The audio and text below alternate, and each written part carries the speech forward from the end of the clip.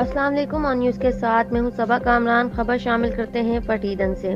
پٹیدن میں ہونے والے احتجاج تحریک لبیک پاکستان کے کارکنوں نے نماز جمعہ کے بعد پرامن احتجاج کیا۔